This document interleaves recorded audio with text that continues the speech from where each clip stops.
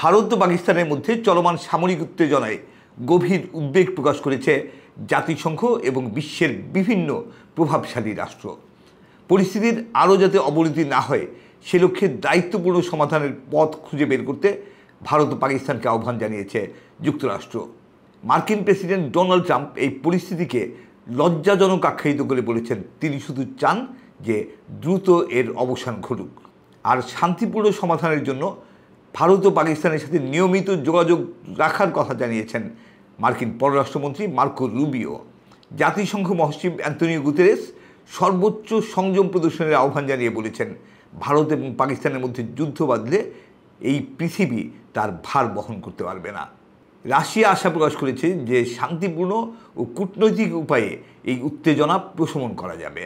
উত্তেজনা প্রশমনে মধ্যস্থতার প্রস্তাব দিয়ে চীন বলেছে তারা এক্ষেত্রে গঠনমূলক ভূমিকা রাখতে চায়।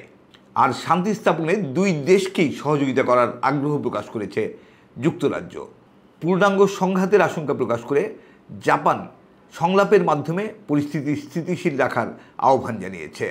আর ফ্রান্স সংযম দেখানোর আহ্বান জানিয়ে বলেছে দুই দেশের সাথে আলোচনা করে তাদের মনে হয়নি যে তারা কেউই দীর্ঘস্থায়ী যুদ্ধে জড়াতে চায়।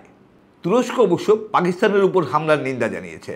তারা বলেছে এই উস্কানিমূলক পদক্ষেপ সর্বাত্মক যুদ্ধের দ্বার উন্মুক্ত করেছে।